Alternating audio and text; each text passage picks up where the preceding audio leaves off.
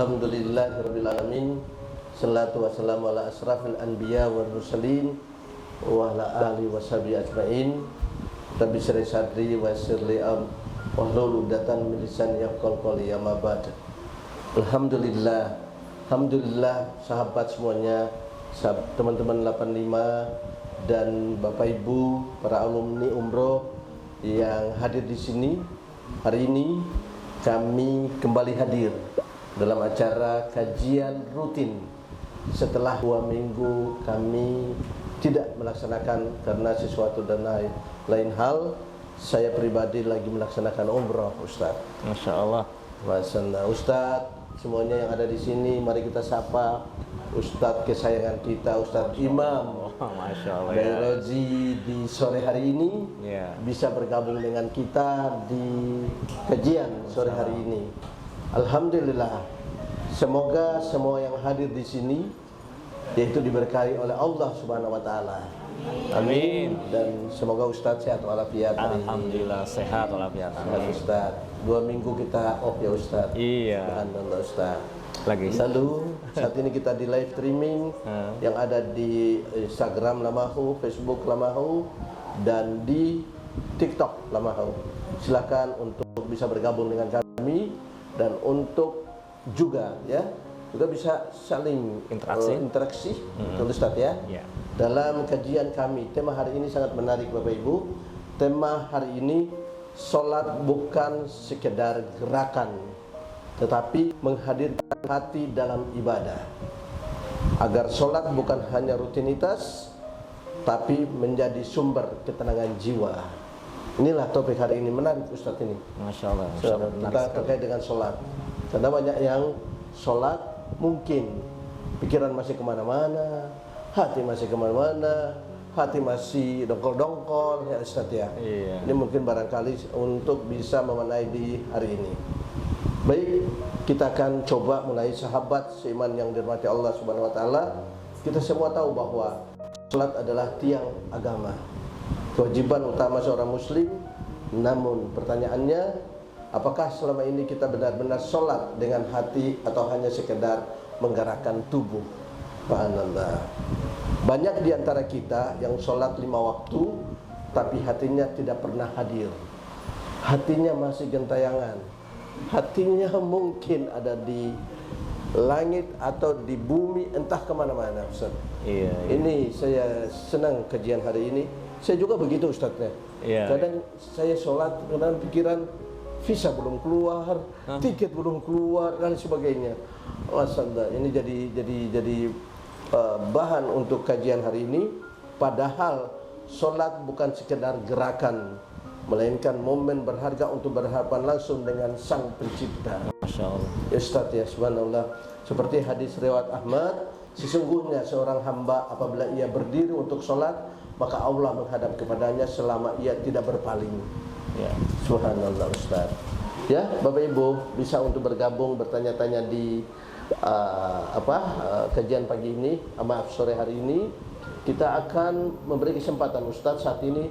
Pas kita mulai di jam 4:30. Oh, ya. Insyaallah Ustaz kita beri 30 menit ke depan. Oh, insyaallah. Ya. Ustaz ya, ini banyak ya sehingga kajian hari ini pas kita mulai di 4:30. Setelah ini merupakan bagian awal di bulan ini Jumadil awal ya akhir. Iya, awal. Awal mau mendekati ke arah Jumadil akhir. Jumadil akhir. Setelah ini merupakan topik kajian yang sangat bagus untuk kita bisa sama-sama sama-sama kita bergabung di sini. Insyaallah yang live streaming, insyaallah semua dalam keadaan sehat walafiat. Waalaikumsalam. Semua dalam keadaan sehat walafiat dan barangkali kita mulai Ustaz ya. Kajian hari ini bisa mendengar yang live streaming, bisa juga menyimak dan bisa berkontribusi pertanyaan-pertanyaan interaktif dengan kami. Setelah Ustaz kita serahkan ke Ustaz Imam Dairoji. Terima kasih. Baik. Jazakumullah khairal jaza. Terima kasih banyak. Bismillah. Assalamualaikum warahmatullahi wabarakatuh. Waalaikumsalam warahmatullahi wabarakatuh. Alhamdulillah wassalatu wassalamu ala Rasulillah wa ala alihi wa ashabihi wa mawalah. Wala haula wala quwata illa billah. Rabbi shrah li sadri wa yassir li amri wahlul 'uqdatam min lisani yafqahu qawli, amma ba'd. Apa kabar semuanya Bapak Ibu? Alhamdulillah sehat walafiat. Masya Allah, itu yang diharapkan. Alhamdulillah sehat walafiat. 2 pekan tidak ketemu dengan kesibukan, tapi insya Allah dengan pertemuan kali ini rindu, kemudian juga kangennya Iya. melebur ya, terobati. Alhamdulillah. Ya Bapak Ibu yang dirahmati Allah Subhanahu wa taala, tadi sudah di mukaddimah, memang luar biasa bahwasanya sholat ini salah satu syariat yang dipanggil langsung untuk mendapatkan perintah sholat ini. Nabi Muhammad tidak melalui malaikat Jibril, tidak melalui mimpi ataupun langsung, tetapi Nabi Muhammad itu dalam keadaan lagi amul huzn, sedih. Amul huzn, tahun itu memang lagi berturut-turut. Pertama pamannya meninggal. Abu Thalib itu yang mendidik Nabi Muhammad dari umur 8 tahun. Pertama bisnis, usaha mandiri. Ya kan, kita semuanya tahu Nabi Muhammad itu waktu itu ditinggal ibundanya ketika umur 6 tahun. Kemudian diasuh sama kakeknya dari 6 tahun sampai 8 tahun. Nah, dari 8 tahun ini sampai dengan usia yang sudah balik, yang sudah mapan, remaja, bahkan sampai dengan sekitar umur menikah dengan Siti Khadijah, itu beliau hadir, meninggal, ditinggal. Yang mana Nabi Muhammad itu berdakwah dilindungi oleh pamannya, tapi pamannya tidak diizinkan ataupun gengsi untuk memeluk ajaran Nabi Muhammad. Meninggal, sedih. Ditambah lagi tahun itu istrinya Khadijah, yang mana sudah menafkahkan, sudah meninfakkan semua hartanya demi Islam. Seorang juragan, saudagar, terkaya. Ketika menikah dengan Nabi Muhammad, kemudian Nabi Muhammad mendapatkan perintah wahyu, risalah yang hak ini. Apa yang dimiliki beliau keluarkan, hartanya untuk di jalan Allah Subhanahu wa taala, sampai dikisahkan ketika meninggal Khadijah tidak ada kain kafan, sehingga gordennya itu menjadi penutup dari jasadnya Siti Khadijah. Perjuangan, itulah perjuangan. Meninggal, ditinggal sama Khadijah, ditinggal sama pamannya. Kemudian Nabi Muhammad sedang istilahnya menenangkan diri, istirahat, kemudian dibangunkan oleh sosok 2 orang. Ternyata itu adalah malaikat Jibril dan dua malaikat. Kemudian dibersihkan hatinya dengan air zam-zam, dibersihkan kotorannya. Setelah bersih baru diisrokan dari minal masjidil harami ilal masjidil aqsa. Itu isra, perjalanan malam. Dari Baitul Maqdis di Palestina diangkat, dimi'rajkan, diterbangkan. Untuk apa? Untuk mendapatkan perintah sholat. Berapa perintah pertama kali? 50 waktu. 50 waktu. Ya, kemudian turun dengan Nabi Musa, ya. Dengan Nabi Musa dapat apa? Perintah sholat. Berapa? 50. Umatmu tidak mampu, balik lagi. Sampai negosiasi, melobi, dan dikasih 5 pun balik lagi. Umatmu tidak mampu. Jangan. Kalau bahasa kitanya diterjemahkannya tuh, saya sudah malu, udah dapat keringanan nih dari 50 sampai 5 waktu ini. Akhirnya sudah. Nah, yang sekarang kita laksanakan itu adalah perintah dari Allah Subhanahu wa taala yang langsung. Ibu bapak yang dirahmati Allah Subhanahu wa taala, Di sini kita bisa ambil kesimpulan. Perintah sholat ternyata diturunkan adalah untuk menghibur orang yang sedang sedih, tertimpa musibah, sedang diuji. Ujian Nabi Muhammad dengan kita jauh sekali. Artinya Bapak Ibu yang dirahmati Allah Subhanahu wa taala, kalau kita posisinya sedang sedih, apakah itu diuji dengan permasalahan ekonomi, kesehatan, apalagi biasanya masalah itu ya, perjodohan, pekerjaan, apalagi suami istri, anak, tetangga ya, lagi viral ya, tetangga itu. Makanya salah satu nikmat itu punya tetangga yang soleh, tetangga yang aman, ya kan? Waalaikumsalam warahmatullahi wabarakatuh, ya kan? Kendaraan, istri sama tetangga itu adalah sumber apa? Kebahagiaan. Dapat istri yang solehah, yang nerima, yang itu masya Allah nikmat. Kemudian kendaraan yang tidak mogok-mogok, yang tidak bermasalah, itu juga nikmat, ya kan? Kemudian punya tetangga yang baik, tetangga yang selalu ibaratnya mendukung, maka itu juga adalah nikmat dari Allah Subhanahu wa taala. Kembali ke masalah sholat. Begitu pentingnya sholat. Kita tidak punya uang, tidak wajib haji, karena haji diperintahkan untuk yang mampu. Kemudian kita tidak bisa puasa, boleh diganti dengan fidyah, ya kan? Kalau ibu hamil, nifas, menyusui, renta, sakit-sakitan, yang mungkin 1 jam harus minum, itu boleh meninggalkan puasa. Zakat, kalau kita tidak punya harta untuk dizakatkan, tidak boleh tidak wajib untuk bayar zakat, bahkan kita menerima zakat. Tetapi kalau masalah sholat, tidak bisa diwakilkan. Sholat itu dalam keadaan sakit, tidak bisa berdiri, duduk. Tidak bisa duduk, berbaring. Tidak bisa berbaring, pakai mata. Matanya tidak bisa, pakai isyarat tidak bisa, pakai hati. Tidak boleh ditinggalkan sholat. Ketika perang, dalam keadaan perang pun ada sholat namanya sholat khauf. Jadi perang dulu kan mungkin pakai pedang, jadi dikelilingi sama pedang. Yang sekarang mungkin ketika sholat udah pakai rudal-rudal begitu ya, canggih. Artinya sholat bagaimanapun kita keadaannya, lagi sakit, lagi perang, tidak boleh ditinggal. Nah, Bapak Ibu yang dirahmati Allah Subhanahu wa taala. Nah, alhamdulillah negara kita aman, nyaman. Mau sholat dimanapun, tidak ada yang usil, tidak ada yang melarang. Bahkan kalaupun ibaratnya mau sholatnya ibaratnya lebih nyaman, cari masjid yang ber-AC, masjid yang karpetnya empuk, masjid yang harum-harumnya seperti gaharu begini, mengingatkan ke Masjid Nabawi. Ya begitu ya, mungkin yang pernah ke sana tuh mencium aroma itu nggak terbayang ketika sedang nangis di sana, ya kan? Ketika sedang berdoa di sana, kangen ketika tiba-tiba minta ini langsung dikabulkan. Subhanallah. Itu suasana-suasana seperti itulah yang dirindukan, dan itu adalah makanan rohani kita.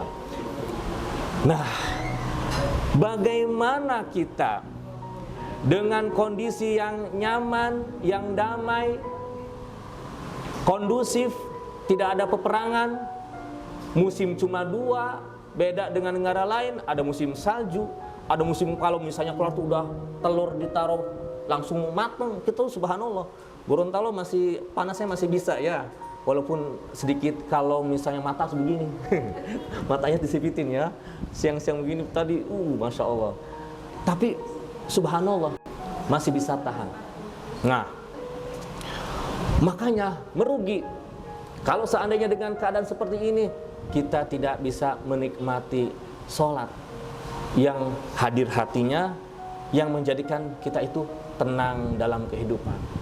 Bapak Ibu yang dirahmati Allah Subhanahu wa taala, ada beberapa kiat agar kita itu bisa menghadirkan hati, sholatnya tenang, kemudian juga syukur-syukur bisa nangis, kemudian yang terakhir menjadi terapi.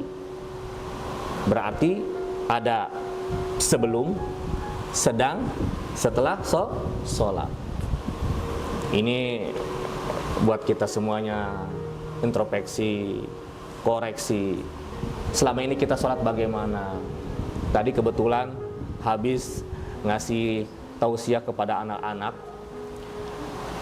Kebetulan saya juga mengajar di MTS. Saya cek anak-anak. Tiba-tiba karena berhubung materinya sholat, akhirnya saya praktekkan dulu. Saya tes ke anak-anak. Saya yang tes anak-anak, Bu ya. Coba anak-anakku, siapa yang tadi sholat subuh? Masya Allah, yang sholat subuh cuma 5. Kenapa? Bangun jam berapa? Padahal bangun jam 5, tapi tidak sholat subuh. Oke, nggak apa-apa. Kemudian yang sholat duhur kemarin, kebetulan kalau sholat duhur kan berjamaah, tapi sebagian anak-anak ada yang sengaja tidak sholat. Saya mengatakan, yang tidak sholat kemarin itu dengan bersembunyi di kolong meja, ada yang lari, kan kebetulan madrasahnya belum pagar, tanahnya masih luas, lari ke semak-semak, kita kejar-kejaran sama anak-anak. Yang perempuannya padahal nggak haid dibilang, Pak Guru saya lagi haid. Saya langsung bilang, yang rugi kamu nak. Padahal sholat itu kita mau ketemu Allah. Ketika kamu tidak mau sholat, berarti kamu Allah tidak izinkan, nggak ingin ketemu. Langsung diam. Iya. Anak seperti itu sudah bisa berpikir. Jadi sholat itu bukan beban buat kalian. Allah pengen ketemu. Allah tuh nyari, mana yang hambaku? Oh, saya hadir sholat duhur. Mana hambaku itu, lihat ada orang miskin, ada orang butuh bantuan. Kita hadir, oh hadir hambaku. Ada yang butuh bantuan, ada yang lain sebagainya. Ketika kita hadir, yang mana dengan Allah Subhanahu wa Ta'ala itu memiliki jiwa orang lain untuk kehadiran kita. Misalnya, anak kita membuat kita jengkel. Allah meminjam jiwa anak itu untuk mengetes ujian kesabaran kita. Macet, itu pun Allah izinkan lampu merah, kendaraan macet untuk menguji kesabaran kita dan lain sebagainya. Sebenarnya kita ini sebenarnya makhluk yang diizinkan oleh Allah, dipinjam untuk menguji keimanan kita. Ya kan? Oke, kembali lagi itu.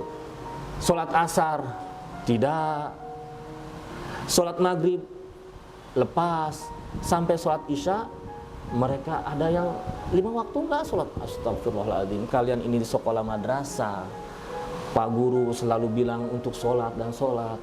Kenapa seperti ini? Ya sudah, yang penting kewajiban saya seorang guru untuk menyampaikan. Nah, pendidikan seperti ini adalah pendidikan guru dan juga orang tua di rumah. Nah, kita fokus ke kita. Artinya Bapak Ibu yang dirahmati Allah Subhanahu wa Ta'ala, kesadaran untuk sholat harus ditumbuhkan dari kita sendiri. Sebagai orang tua, kalau lihat kitanya sholat, insya Allah keadaan rumah jadi aman, nyaman, anak juga tidak babantah, tidak badengar. Kenapa? Sudah dikonekkan sama Allah. Sholat itu apa kira-kira? Sholat, sholat, sholat, silah. Kan kita sering dengar kan? Itu sama tuh. Silaturahmi, sholatun, muasolat. Kalau muasolat itu apa? Transportasi. Apa transportasi? Yang ngurusin transportasi dinas apa? Dinas perhubungan. Silaturahmi, menyambung rahim, kasih sayang ataupun menyambung rahim, menyambung. Sholat juga artinya koneksi dengan Allah. Bayangkan kita ini tersambung dengan Allah Subhanahu wa Ta'ala. Kalau sudah tersambung, ya sudah, minta apa yang kita inginkan Allah kabulkan dengan caranya Allah. Kebutuhan kita Allah cukupkan dengan sholat. Wasta'inu bisabri wassalat. Mintalah tolong kepada Allah dengan wasilah sholat dan sabar. Wa innaha lakabiratun illa 'alal khashiin. Innallaha ma'as sabirin. Yang demikian itu dapat pertolongan Allah itu buat orang-orang yang khusyuk dan juga orang-orang yang sabar. Nah, untuk mendapatkan sholat yang tenang, menjadi solusi, menjadi terapi sebelum sholat itu, wudunya isbagul wudu, disempurnakan wudunya. Syukur-syukur kalau misalnya ada kesempatan mandi, apalagi sholat subuh, sholat sebelum subuh ataupun mandi sebelum subuh, itu juga terapi.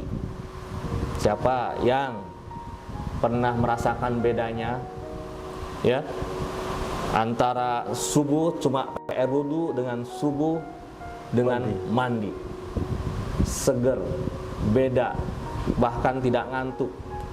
Karena apa? Mungkin ditinjau dari segi kesehatan itu ada manfaatnya, dan ditinjau dari spiritual, wah itu kan lagi hening-heningnya, airnya juga lagi bersih-bersihnya, udara lagi bersih-bersihnya, dengan kita langsung pingin berdua sama Allah, itu nikmat sekali ya. Udah, itu sebelum sholat, mandi isbagul wudu. Yang tadinya wudunya cuma dibasuh 1 kali, membasuh semua anggota tubuh kan wajibnya 1 kali, sunnahnya 3 kali. Kalau lebih makruh. Yang 1 kali itu wajib, 3 kali itu sunnah. Tapi kalau udah berkali-kali, nah itu mubazir dan tidak disyariatkan, tidak dianjurkan. Sudah selesai. Nah, kalau seandainya mencuci ini ada lagi orang yang melebihkan basuhannya, itu nanti akan bercahaya, ya kan? Gurran muhajjilin, nanti di akhirat itu asar atau tanda-tanda bekas wudu itu menjadi cahaya. Kita membasuh tangan sampai sini, kita lebihkan sampai sini, nah ini bercahaya. Kaki juga di mana? Membasuh kaki sampai sampai mata kaki. Kalau kita lebihkan sampai lutut, nah itu juga menjadi cahaya, dilebihkan. Makanya kalau wudu itu paling enak kalau misalnya lagi di rumah, gantung ataupun buka celana, gantung supaya apa? Supaya sempurna. Kalau udah di tempat wudu kan terbatas. Supaya mendapatkan ini, gurram muhajjilin, tanda wudunya bercahaya. Mungkin ada yang belajar lagi sampai lehernya ya. Ada yang diajarin, saya juga nggak mau ketinggalan wudu sampai kepala, sampai lehernya dibasuh. Kita hargai ya pendapat seperti itu karena ingin bercahaya itu lehernya. Tapi kalau misalnya ada berpendapat lagi, waalaikumsalam, cukup aja. Oke, itu baru persiapan. Ini waktunya udah berjalan. Nggak apa-apa Bu ya, baru persiapan tempatnya untuk mendapatkan ketenangan, sholatnya menjadi khusyuk, ya kan? Kita diberi rezeki oleh Allah Subhanahu Wa Taala, rumahnya luas atau ada kamar kosong, jadikan musola. Udah tidak ada barang-barang, tidak ada lemari, karpet. Mungkin kalau misalnya ada rezeki, stiker Ka'bah, ya, ornamen masjid, itu membuat kita khusyuk, ya kan? Tambah lagi bukhur, harum-haruman, dupa, membuat malaikat suka dengan yang wangi-wangi. Jangan ada HP, jangan ada yang mengganggu, sudah tinggal masuk ke tempat tersebut, namanya mihrab. Nah, yang belum punya mihrab, saya doakan punya mihrab. Amin. Ya, yang belum punya mihrab, ya kamarnya kalau luas ada sejenis 1 meter bersajadah, di situ bersihkan, buat kita curhat sama Allah Subhanahu Wa Taala. Nah, Rasulullah juga seperti itu. Di kamar itu, ketika mau sholat itu sampai digeser kaki Aisyahnya saking sempitnya. Tapi kesimpulannya itu harus ada tempat mihrab. Ya. Siti Maryam ketika diperintahkan untuk puasa ngomong itu di mihrab. Ketika hamil di mihrab. Nah, mihrab itu tempat sholat. Nah, sudah. Wudunya bagus, tempatnya oke, pakaiannya khusus, dikasih minyak wangi, ya. Jangan sampai sholat ketika wudhu pakai baju itu, ke kebun pakai baju itu. Jadi kalau misalnya sholat, bajunya khusus. Insya Allah kita seakan-akan udah menyerahkan diri kepada Allah Subhanahu wa Ta'ala. Apalagi kalau misalnya bajunya putih, sarungnya putih, itu benar-benar kita tuh ya yang dicintai oleh Allah Subhanahu wa Ta'ala ketika sebab putih. Nah, masuk ke gerakannya. Bapak Ibu yang dirahmati Allah Subhanahu wa Ta'ala. Untuk mendapatkan sholat yang khusyuk, yang hadir hatinya adalah memahami bacaannya. Bu, Pak, mungkin Bapak Ibu pernah ikut terapi-terapi adat namanya terapi SAFE, ada terapi sugesti, apalagi afirmasi positif untuk keberlimpahan, untuk kesuksesan, untuk kedamaian, untuk pengobatan, untuk penyembuhan. Pernah ikut? Ternyata itu kalimat-kalimatnya di dalam sholat itu ada. Misalnya saya pernah ikut, saya ikut download, saya bayar, saya bersyukur uang datang di mana-mana, kapanpun saja. Itu untuk apa? Sugesti keberlimpahan. Apalagi keriduan. Ya Allah, apapun yang terjadi, saya ridho. Untuk solusinya saya serahkan kepada Engkau dan saya bersyukur. Ini ada hikmahnya. Itu ada kajiannya, ada kelasnya dan berbayar jutaan. Ternyata kalau seandainya kita memahami dalam sholat itu ada. Ketika coba takbiratul ihram, Allahu Akbar. Kalau kita pahami, saya ini kecil, hanya Allah yang besar. Masalah saya ini kecil, Allah lebih besar. Kalau seandainya kita pahami, itu terapi.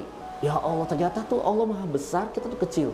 Kemudian juga di dalam doa iftitah, penggalannya, inna sholati wa nusuki wa mahyaya wa mamati lillahi rabbil alamin. Itu kan ikrar. Ikrar janji kita kepada Allah. Ya Allah, sholatku, ibadahku, hidupku, matiku hanya untuk Engkau. Kalau sekarang saya dalam sholat ini ibaratnya kurang khusyuk, ya Allah, ini buat Engkau. Berikan yang terbaik sholat ini. Ya Allah, hidup ini kok penuh cobaan. Ya Allah, kenapa? Ya Allah, saya ridho. Ini hidup buat Engkau. Dan mati pun ya buat Engkau. Lillahi rabbil alamin, semuanya untuk Allah. Jadi kalau kita pahami, ternyata itu terapi. Kalau kita memahami artinya. Kemudian gerakannya, kalau kita pahami, kita merasa terhimpit, dikejar-kejar, apapun lah, dikejar apa saja, permasalahan, buntu. Ketika sholat, Allahu Akbar. Ini Waalaikumsalam warahmatullahi wabarakatuh. Diangkat, dipahami. Itu kayak apa? Orang nyerah. Iya. Coba kalau misalnya gagah, lagi ada senjata. Misalnya lihat film-film itu, todong, angkat tangan, udah nyerah. Udah. Ya, ketika diserahkan, ya Allah, terserah Engkau ya Allah. Orang kalau misalnya saya pernah posisi benar-benar sulit, itu ketika takbir aja udah nangis. Allah. Pas begini langsung dadanya tuh deg, deg, deg. Itu posisi bahagia. Ya Allah, terima kasih. Jantung masih oke, nafas masih oke, ya kan? Iya, pahami sendiri aja itu. Itu ketika lagi banyak masalah. Kalau lagi dikejar-kejar sama kereta, pesawat, dikejar-kejar sama travel, ya. Kalau misalnya lagi perjalanan, sholatnya kan cepet-cepet itu, ketinggalan, iya. Atau lagi misalnya, mohon maaf, nonton bioskop, kan biasanya jam-jam sholat itu, sholatnya belum mulai itu kita udah di masjid nunggu azan. Nah, tapi ketika kita dalam tenang, itu paham itu gerakannya. Pasrah, syukur, tunduk, pas sujud nggak boleh sombong. Ini kan egonya tinggi ya di kepala itu. Boleh nepak tangan, kita nggak marah, kaki nggak marah, cubit ini nggak marah. Coba kali-kali kepalanya gini, kita marah. Ya, ini karena apa? Harga diri, kehormatan. Tetapi di dalam sholat itu diratakan, disamakan dengan kaki yang di bawah. Makanya kalau seandainya kita mau punya sholat, karpetnya itu dibersihkan, dikasih parfum, ya kan? Supaya tidak berdebu. Tidak berdebu. Itu masih mending kalau debu. Terkadang kalau misalnya bukan di sini, ada di tempat-tempat umum, imamnya mungkin niatnya khusyuk. Kan kita kan diperintahkan untuk doa ketika sujud. Pas ketika sujud, karpetnya itu bekas diinjak-injak kaki. Aduh, kitanya bukannya mau doa malah nahan napas. Bau sekali. Ya, jadi itu harus dibersihkan. Ya, untuk mendapatkan khusyuk, tempatnya bersih, karpetnya wangi, tebal, insya Allah mendapatkan kehusuan. Kembali ke gerakan. Sampai dengan apa? Tahiyat. Tahiyat itu kenapa? Kita sering nyeri punggung. Ya kan? Umur 40 tahun ke atas itu biasanya apa itu? Saraf kejepit gitu ya. Tetapi ketika kita tahiyat akhir, di mana mohon maaf pantat yang sebelah ini nempel lantai, kaki masuk gini, itu kayak tertarik begitu. Iya. Itu kadang kalau lama-lama tuh kayak, mohon maaf mungkin bukan disamain dengan yoga. Yoga kan begitu kan, lama-lama begitu. Itu juga kadang. Nah ini sendiri balik lagi ke asalnya. Balik lagi. Ketika ruku, retek. Di sini karena ada bunyi enggak, Pak? Itu kayak kembali lagi ke engselnya yang tadi mungkin longgar. Nah itu banyak sekali hikmah-hikmah gerakannya. Jadi bersyukur, ternyata yang dicari-cari mungkin mau terapi kretek ya, yang kretek semuanya bunyi sampai berkali-kali itu. Kalau misalnya sholatnya gerakannya betul, itu nanti kretek sendiri. Senang banget. Ini yang di sini kok kayaknya kurang tidak bagus enak di sini. Coba sholatnya agak lama. Masya Allah. Oke, tinggal 2 menit lagi dikejar-kejar waktu setelah sholat. Jangan langsung pergi. Kasih paket.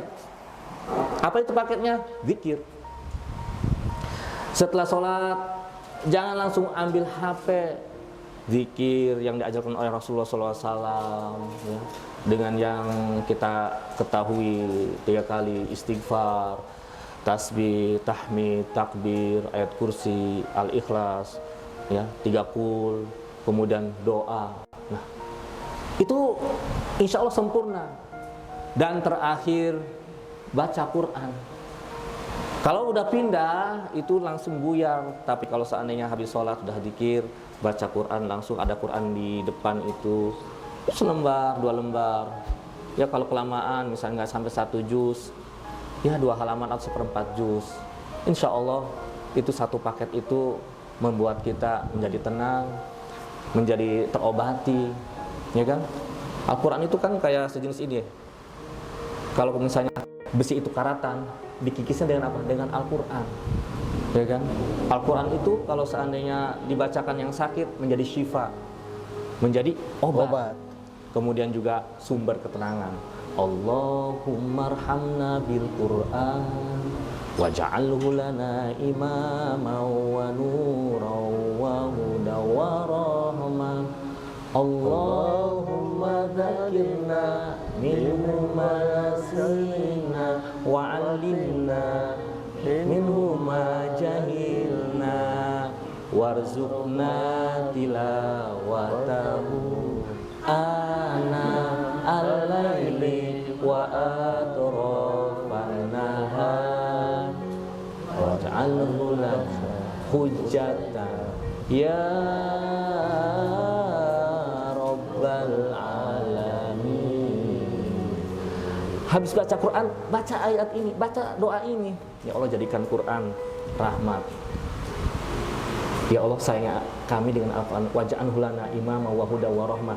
Jadi pemimpin, jadi petunjuk, dan jadi tempat turunnya kasih sayang. Allahumma dzakirna, ya Allah ingatkan kalau saya lupa. Kemudian ya Allah ingatkan, ajarkan kami apa yang kami jahil, yang tidak tahu. Dan jadikan Al-Quran hujah. Hujah itu apa? Senjata.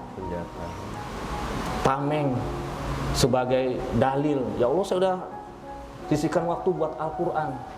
sekarang saya minta keberkahan Al-Quran.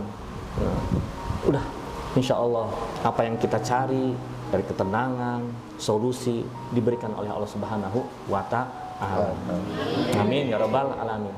Jadi siapa yang menciptakan kita? Allah Subhanahu wa Ta'ala. Allah. Yang ngatur rezeki kita? Allah. Yang menghidupkan kita? Yang matikan kita? Kenapa kita pusing yang Allah sudah urus?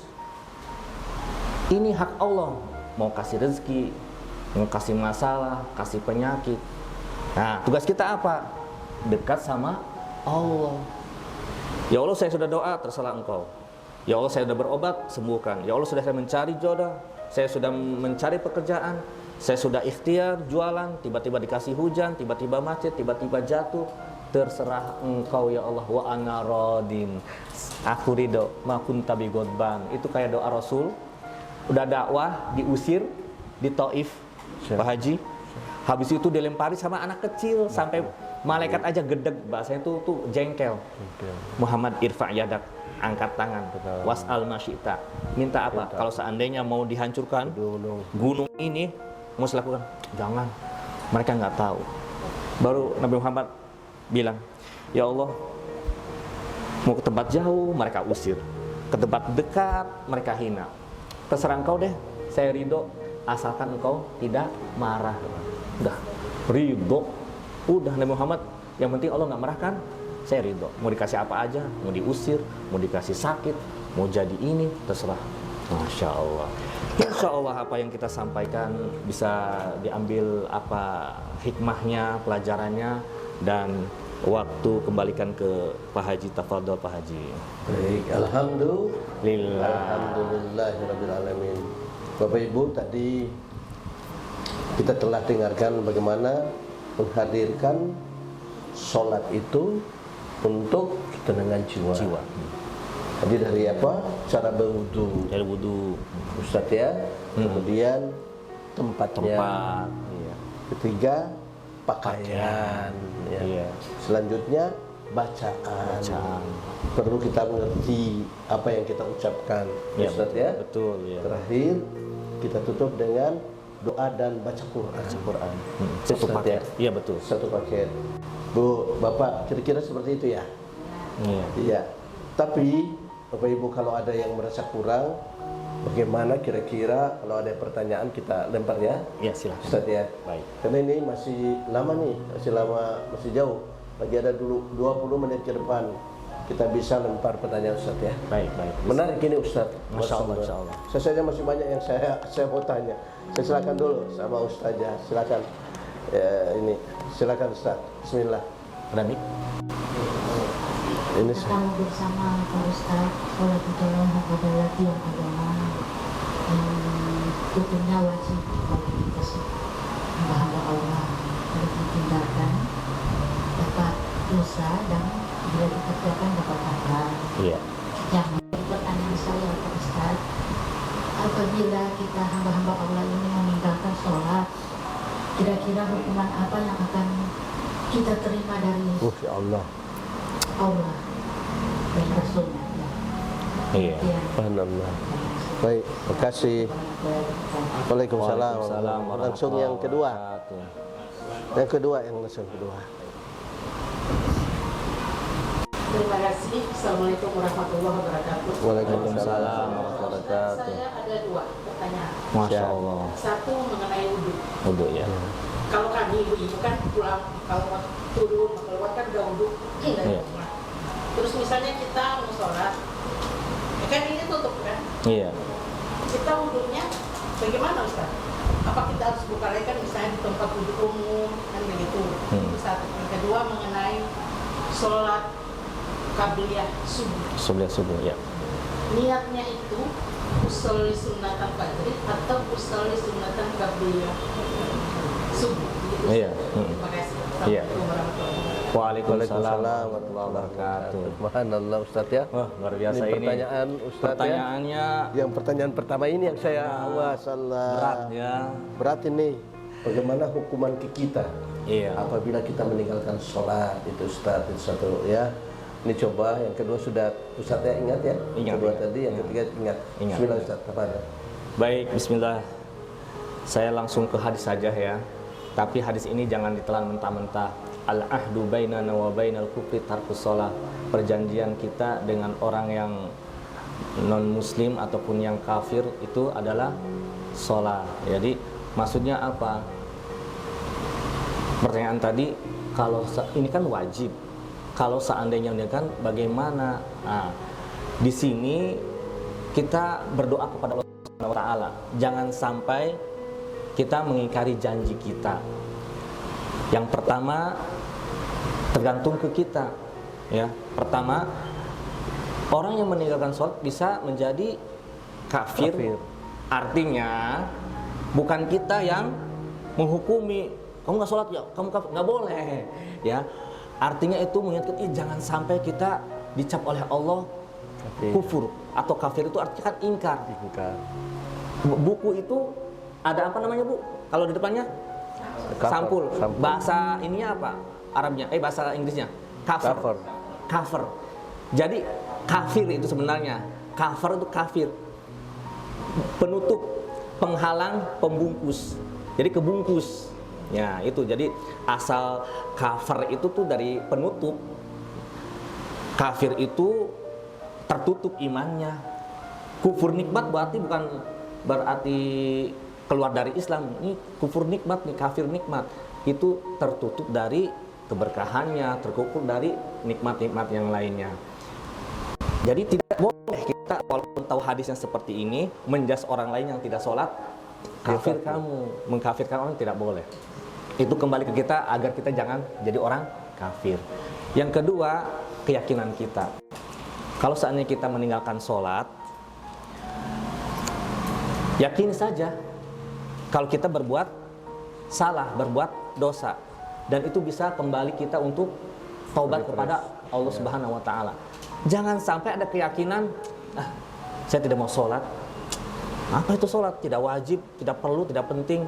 Saya nggak percaya itu perintah Allah. Itu yang membuat orang itu keluar dari agama. Punya keyakinan sholat nggak wajib kok, ngapain sholat? Mendingan bilang, ya Allah saya nggak sholat. Aduh, insya Allah saya mau tobat. Dia meninggalkan karena dia merasa berdosa. Daripada dia meninggalkan punya keyakinan sholat nggak wajib. Minum khamar. Kita minum khamar, tapi punya keyakinan ini haram. Itu mungkin dosanya lebih mending daripada udah minum, siapa bilang ini haram, halal ini. Nah itu, yang ini memang dia berbuat dosa, tetapi masih mengakui ini syariatnya haram. Yang ini minum sudah menghalalkan apa yang diharamkan oleh Allah Subhanahu wa taala. Jadi secara fikihnya seperti itu. Makanya kita dengan kalau bisa tulis gede-gede kaligrafi al-ahdu bainana wa bainal kufri tarkus shalah, supaya jadi pengingat. Astagfirullah. Namanya hidayah itu dipilih-pilih loh Bu, Pak. Nabi Muhammad itu seorang nabi, doanya terkabul, tapi meminta hidayah buat pamannya nggak bisa. Innaka la tahdi man ahbabta. Muhammad, sesungguhnya engkau tidak bisa ngasih hidayah terhadap orang yang kamu cintai. Ya kan? Jadi hidayah itu, petunjuk itu, nikmat sholat dan sebagainya, itu memang pemberian dari Allah Subhanahu wa taala. Ada ustadz diuji anaknya malah tidak sholat, buka jilbab dan sebagainya. Padahal dia sering dakwah ya, dan lain sebagainya, ujian. Makanya kita minta hidayah, ihdinas siratal mustaqim. Ya, ihdinas siratal mustaqim, ya Allah, berilah petunjuk di jalan yang lurus. Seperti itu. Jadi istilahnya hukumannya yang sholat Jumat juga. Kalau misalnya berturut-turut 3 kali, dengan otomatis seperti itu. Berarti, bukan berarti, aduh saya udah berapa kali ninggalin sholat Jumat, jadi saya harus syahadat lagi dan lain sebagainya. Tobat kepada Allah Subhanahu wa taala. Ini kejahilan saya, ketidaktahuan saya dan lain sebagainya. Allah itu menunggu tobatnya orang bermaksiat, hambanya. Kalau misalnya malam berarti nunggu tobatnya yang berdosa siang hari. Kalau pagi hari atau sore hari menunggu dosanya orang yang berbuat kesalahan, berdosa di malam hari. Kita optimis, Allah dosa seberat apapun Allah akan terima. Kemudian yang tadi Ibu itu berlaku yang memakai khauf, yang memakai kaos kaki, ya. Ini ibaratnya pendapat, ini fikih. Ini pertanyaan kedua Ustaz ya. Yang ibu, yang ini udah selesai ibu ya. Yang masalah tadi udah disolat di rumah itu udah sholat, udah wudhu. Sudah wudhu. Iya. Ketika tidak merasa tidak batal, bersolatlah dengan wudhu yang di rumah itu, tidak apa-apa. Ketika mungkin tidak keluar yang membatalkan, tidak menyentuh dan lain sebagainya, sholat aja dengan wudhunya yang di rumah itu. Nah, ketika misalnya selama itu tidak membatalkan, kayak misalnya buang air besar, berarti wudhu ulang ya. Kalau seandainya ketika mau wudhu mungkin keluar angin gitu atau bersentuhan, wudhunya kalau misalnya kepala ini aja, kerudungnya diusap, itu ada pendapat membolehkan. Sama juga ketika di rumah sudah wudhu terus pakai kaos kaki atau sepatu, sudah wudhu semuanya, tinggal kaki, basuh aja kaos kakinya, sholat. Iya. Itu boleh. Iya. Itu yang pertama. Yang kedua itu sholat rogibatul fajr, niat. Nah, ya. Niat itu di dalam hati. Kalaupun ibaratnya mau diucapkan, Allah itu mengerti bahasa apapun, bahasa Arab, bahasa Indonesia. Tapi kalau misalnya mau pakai bahasa Arab, usolli sunnata rogibatul fajr, ya, atau qobliyatul fajr. Ya Allah, artinya aku sholat rogibatul fajr. Rogibatul fajr adalah rogibah itu semangat pagi. Qobliyatul fajr, qobliyah sebelum fajar. Nah, lillahi ta'ala. Itu kalau misalnya pakai bahasa Arab. Tetapi kalau misalnya, ya Allah, niatnya bagaimana? Ya Allah, saya niat sholat di hati aja, insya Allah itu juga diterima. Niat itu untuk menekatkan hati aja. Ketika kita wudhu, niatnya buat apa? Buat sholat, itu sudah niat mau sholat, ya kan? Jadi ketika kita ke kamar mandi, niatnya mau apa? Mau mandi, sudah tahu. Oh iya, saya mau mandi. Terserah mau mandi wajib atau mandi biasa, udah tahu di hati. Jadi untuk permasalahan niat, apa yang kita bisa, apa yang kita pahami, bismillah hatinya hadir, Allahu Akbar. Insya Allah Allah tahu. Seperti itu Ibu. Oke, makasih. Alhamdulillah. Mungkin sudah Ibu penjelasan Ibu Ojah. Sudah sholat Ibu Ojah, bagi kita meninggalkan sholat berarti yang kita lakukan adalah tobat. Iya. Tobat, sholatnya tobat terus menerus. Tobat itu ada jangkanya Ustaz Mal. Selama belum yugorgir di leher, diterima oleh Allah Subhanahu wa taala. Fir'aun itu sempat taubat, ya kan? Amantu bi Rabbi Musa, tetapi sudah mau tenggelam, sudah tidak diterima tobatnya. Jadi tobat itu kalau misalnya lagi santai, lagi sadar, sebelum meninggal, itu kan makanya ada lagi sekarat, udah koma begitu, jangan ditinggalin. Itu sedang diuji, lagi haus-hausnya. Di riwayat di hadis itu ada yang datang mengaku sebagai bapaknya, saudaranya. Mau air, haus ya? Iya. Syaratnya keluar dari Islam. Mau air, diledek itu. Ya. Ketika ya udah saya beriman dengan selain Allah misalnya. Ah itu ketika seperti itu bisa jadi ditutup dengan su'ul khatimah. Iya. Makanya ketika naudzubillah. Ketika ada yang sedang sakarat, pokoknya kalau misalnya la ilaha illallah, Allah la ilaha illallah, la ilaha illallah, terus kelihatan haus dikasih air. Saya menyaksikan sendiri ketika itu kan dikasih air malah tasedak. Ya. Tasedak. Tapi kalau misalnya bisa mengucap Allah sadar. Mertua waktu itu mungkin sadar, ya. Napas oksigennya tuh cabut, mungkin ngerasa udah cabut, kita langsung jangan berhenti ngaji, jangan berhenti talqin, langsung hitungan menit udah kita ikhlas.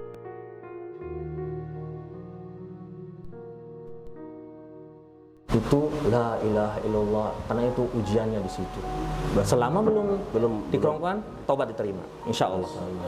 Bu ya, dari sekarang. Tapi setiap hari kita tobat gak apa-apa Ustaz? Nabi Muhammad satu hari tobat 7 kali, 70 70 kali? 70 kali. Masya Allah. Inilah atubu fil yaumi mi'ata marrah. Saya bertobat kepada Allah dalam satu hari 100 kali, ada yang 70 kali. Maksud tobat itulah mengucapkan astagfirullah, astagfirullah, astagfirullah. Tobat itu bukan berarti sudah melakukan dosa besar baru tobat. Tobat itu kita Ada salah berpikir negatif, ya. tobat. Ucap yang menyakitkan, langsung tobat. Melihat yang tidak ini baik, tobat. Ucap. Nah, itu tobat itu bukan yang besar-besar saja, yang kecil pun ditobatin. Baik, alhamdulillah. Ibu ya, Bapak, ada lagi? Tapi satu dulu nih, ada yang tanya dari chat yang ada ya. Ustaz, ini ada yang terkait dengan pertanyaan pada saat sholat ruku subhana rabbiyal azim wa bihamdi, dia langsung minta doa di setelah sholat itu, bisa tidak Ustaz? Satu. Yang kedua, bisakah kita mengucapkan doa itu ada yang di samping dengar atau hanya di dalam hati saja Ustaz? Baik. Dua ini Ustaz. Setiap gerakan dia minta doa hajatnya, dia tambahkan sama hajatnya, sehingga doa itu bukan di akhir tapi di setiap melakukan suatu gerakan. Ini Ustaz bisa di... Baik. Iya, Masya Allah. Luar biasa. Akhir-akhir ini mendapatkan ilmu ya, bahwasanya ternyata ada doa itu yang ijabah sebelum salam, ketika tahiyat, di akhir itu doa. Ya Ustaz. Syukur-syukur pakai bahasa Arab, kalaupun pun pakai bahasa di hati saja. Oh, Di hati saja.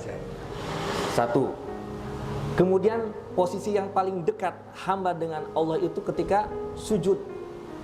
Di sujud itu dilamain, pakai bahasa kita juga nggak apa-apa, di hati saja. Kalau yang diucapkan selain bahasa Arab atau ibaratnya doanya itu pakai bahasa lain, itu ada yang berpendapat membatalkan. Ya Allah, saya punya masalah, Ya, cari solusinya. Itu udah bahasa Indonesia, itu batal. Batal. Tapi kalau dalam hati, udah, insya Allah tidak apa-apa. Jangan bahasa Indonesia, bahasa Arab pun bisa membatalkan sholat. Misalnya, Allahu Akbar. Ada yang bersin, haji, alhamdulillah, tidak batal dia, alhamdulillah, masih bacaan sholat. Tetapi kalau temannya yarhamukallah, itu udah ngedoain, batal itu, batal, walaupun pakai bahasa Arab. Ya kan, dalam pergaulan biasa ketika bersin, alhamdulillah, yang dengarkannya yarhamukallah. Kemudian yang dengar lagi, yang bersin tadi ya dikumul wa yuslihu balakum. Semoga Allah ngasih hidayat dan membereskan urusan kalian. Itu dalam adab pergaulan, tidak dalam sholat. Tetapi ketika sholat, haji, alhamdulillah, nggak batal, alhamdulillah, itu kan. Kalau yang sampingnya, kalau ada yang bersin tuh yarhamkallah, yarhamkallah, batal. Yang ininya, aduh, kalau saya nggak balas ini, nggak, ya dikumul, batal dua-duanya, ya kan. Akhirnya jamaah yang dua ini kita batal, semuanya batal. Yang imamnya nengok, enak aja batal, cuma saya nggak batal. Tiga-tiganya batal jadinya. Ngobrol ya. Jadi seperti itu. Baik, bismillah. Kira-kira gitu ya, ibu-ibu semuanya, bahwa doa itu bisa kita panjangkan tapi tidak didengar oleh orang pada saat sholat. Iya. Kita sendiri dalam hati Ustaz ya. Iya. Tapi kalau kita sendiri Ustaz, sempat kita mengucapkan permintaan-permintaan dalam sujud, tapi ada sedikit keras, bisa itu tidak? Kan tidak ada orang ini Ustaz, cuma saya sama Allah. Lagi hening sendiri, lagi sendiri Ustaz. Seperti apa itu Ustaz? Maaf Ustaz. Ilmu saya baru nyampe kalau misalnya keluar bahasa lain batal. Mungkin kalau nanti ditanyakan yang lebih kompeten, selain bahasa Arab membatalkan. Tapi Nah. kalau bahasa Indonesia bisa tidak Ustaz? Di dalam hati kalau dengan bahasa sendiri, mau bahasa Sunda, bahasa Gorontalo diperbolehkan bisa. Tapi ketika sudah terucap, itu yang menjadi ininya tuh bukan bacaan sholat.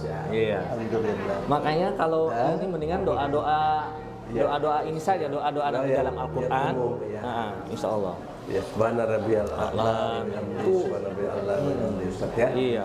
Baik, ini menarik ya. Bismillah. Ada lagi satu ini Ustaz. Ada satu lagi Bismillah. tadi. Ayo, ini dari laki-laki. Assalamualaikum warahmatullahi wabarakatuh. Waalaikumsalam. Terima kasih atas kesempatan. Iya. Ya, saya mau tanyakan Ustadz masalah hukum sholat berjamaah. Apakah buat laki-laki ini wajib? Buat perempuan bagaimana? Itu yang pertama. Yang kedua, saya mau tanya ini masalah rakaat. Seumpamanya saya ini terlambat datang ke masjid. Iya. Sudah sholat, baru saya masuk. Mas Bu. Apakah iya terhitung satu rakaat itu di posisi saya pada waktu sujud atau ruku? Di mana terhitungnya satu rakaat? Mungkin saya tambah lagi satu. Iya. Nah, saya ingin tanyakan begini, masalah ini saya keluar dari ini. Nabi, orang tuanya Nabi. Jadi Nabi ini menjalankan apa namanya Islam ini setelah dia umur 17 kan. Sedangkan orang tuanya ini meninggal dia sebelum dia jadi Nabi, agama yang dia bawakan. Jadi kira-kira bagaimana ini agama orang tua Nabi sendiri selama mereka mungkin hidup dulu, agamanya bagaimana? Saya kira mohon cuma itu saja yang bisa saya tanyakan. Baik. Baik. Alhamdulillah Ustaz. Pada Ustaz. 3 ya, Masya Allah, luar biasa. Saya menyampaikan apa yang saya tahu, yang tidak tahu nanti kita belajar bareng-bareng ya Pak ya, Bu ya. Iya. Yang pertama, bahwasanya sholat berjamaah itu lebih utama. Kita semuanya tahu hadisnya daripada sholat sendirian. Jadi sholat berjamaah lebih utama. Kalau buat laki-laki jamaah ataupun tadi kan jamaah. Kalau sholat jamaahnya itu lebih utama. Tapi kalau pertanyaannya sholat di masjid mungkin ya. Nah, kalau di masjid ada yang mengatakan wajib bagi laki-laki dengan alasan hadisnya la akhir konna, bahwasanya Rasul mau keliling ya, keliling rumah yang dimana laki-laki sholat di rumah. Kalau bukan seandainya ada perempuan dan anak kecil di rumah, saya akan bakar rumahnya. Ini bukan berarti kita keliling nanti bikin pasukan keliling untuk Jum'ah, untuk sholat jamaah yang nggak sholat. Oh, dia di rumah sendirian, nggak ada laki, nggak ada perempuan, kita bakar rumahnya. Bukan begitu maksudnya. Memahami hadisnya tuh saking pentingnya sholat berjamaah. Yang perempuan di dalam rumah atau di rumah itu pun lebih baik. Di dalam shop juga yang lebih baik itu di belakang. Karena kajian fikihnya lebih menghindari dari fitnah. Ada yang juga yang suaranya dan sebagainya. Wallahu a'lam bishawab. Kesimpulannya baru itu yang saya ilmunya. Ya, ini Habib ini kayak ini. Ya Habib ya. Baru itu yang saya tahu, Habib. Jadi kesimpulannya sudah maklum. Yang kedua tadi tentang rakaat. Jadi ketika sholat berjamaah dihitung rakaat itu ketika masuk di rukunya itu dalam artian sedang posisi ruku kita datang sempat takbir. Imam di sini, jamaah di sini. Kita baru datang di sana. Karena saya tahu jangan sampai saya kehilangan rakaat baru sampai di pintu udah Allahu Akbar. Allahu Akbar. Tuh jangan kesana. Jadi sampai ruku dia ini. Jadi kita rukunya itu ataupun dapat rakaatnya udah di samping sok. Nah, Lalu Allahu Akbar, posisi masih ruku. nah, kita langsung ruku. Tidak membaca Al-Fatihah pun tidak apa-apa, sudah diwakilkan sama imam, tanggungan imam. Nah, Langsung ruku. ketika ruku Mengikuti dengan sama imam, bangkitnya bareng sama imam, itu dapat rakaat. Tetapi kalau lagi dapatnya sujud, dia Sudah tidak tidak. dapat rokaat. Ditambah 1 rokaat. Ya, Itu. begitu ya. Oke, paham semuanya? Nah, Tadinya belum ada yang paham kan? Ini sudah paham. yang terakhir Tambah lagi, mungkin itu tadi. yang terakhir ini nenek moyangnya ini. iya. Saya tawakuf ya. Tawakuf itu artinya angkat tangan. Angkat tangan dalam artian ini sensitif. Kajian ini sudah banyak ya. Cari aja nanti di YouTube ya. Kesimpulannya saya cocok sama Ustadz Adi Hidayat. Carilah pertanyaan yang menambah iman. Jangan sampai pertanyaan malah ini. Kesimpulannya apa? Kalau Ustadz Adi Hidayat tuh nanya ininya Bapak Nabi Muhammad kafir ataupun Islam itu apa hubungannya dengan kita? Mending kita berdoa, ya udah alhamdulillah kita Islam dan sebagainya. Kalaupun ibaratnya Islam apa pengaruhnya sama kita? Kalaupun ibaratnya kafir misalnya tidak memeluk agama Islam, apa pengaruhnya dengan kita? Itu saya lebih cocok itu daripada ini nantinya kamu kurang ajar makanya Nabi Muhammad gini-gini. Mending saya angkat tangan. Ustaz, ini Habib ya. Habib ya. Mohon maaf ini Habib karena ini ada sensitif isu. Mendingan kita tidak jawab ya itu Ustaz. Iya. Kita jawab yang bagus-bagus saja Ustaz, Iya. ya. Untuk perbaikan diri kita sendiri. Iya. Baik, ibu-ibu, menarik ya tema hari ini, betul ya? Karena sholat itu yang kita kerjakan setiap saat. Iya. 1 hari 5 kali dan lain sebagainya. Pasti ada yang mungkin belum sesempurna yang kita kerjakan Ustaz ya. Iya. Dengan kajian-kajian ini mungkin menjadi bagian bagi kita semuanya untuk bisa memaknai bahwa sholat itu penting buat kita semuanya dengan menghadirkan kita dengan kepada Allah Subhanahu wa taala. Ya. Kemudian untuk penutup Ustaz, maaf ini kita harus tutup. Ini sudah 5:30. Sebentar lagi maghrib ya. Baik, kita tutup kajian hari ini Ustaz yang lagi live streaming. Tadi kami sudah bacakan pertanyaannya dan mudah-mudahan bisa untuk diterima. Amin. Kalaupun masih kurang, insya Allah minta dikaji kepada beberapa ustadz yang banyak saat ini. Semoga ini menjadi pahala buat kita semuanya Ustaz. Amin. Hari ini kita buat terima kasih ke Ustadz sudah hadir di sini. Sama-sama. Mudah-mudahan jangan bosan ya Ustadz. Insya Allah. Masya Allah. Kesehatan. Ya. Alhamdulillah Ya. Ustadz diberi kesehatan Amin. ya untuk bisa jumpa kita terus di kajian rutin setiap Jumat.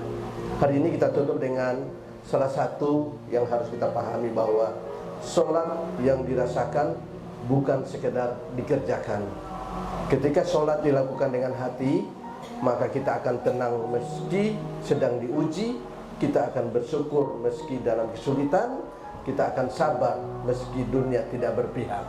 Subhanallah, dengan sholat ini menjadi bagian kita untuk menyempurnakan diri kita kepada Allah Subhanahu wa taala. Demikian kajian hari ini. Terima kasih yang sudah nonton di live streaming kami. Terima kasih Ustaz atas Sama-sama. waktunya. Jazakallah Ustaz dan yang semua hadir di sini. Insyaallah kita mendapat keberkahan Amin. di dalam hari ini. Demikian kajian hari ini kita tutup dengan kelima. Alhamdulillah. Alhamdulillahirrahmanirrahim. Assalamualaikum warahmatullahi wabarakatuh. Waalaikumsalam warahmatullahi wabarakatuh.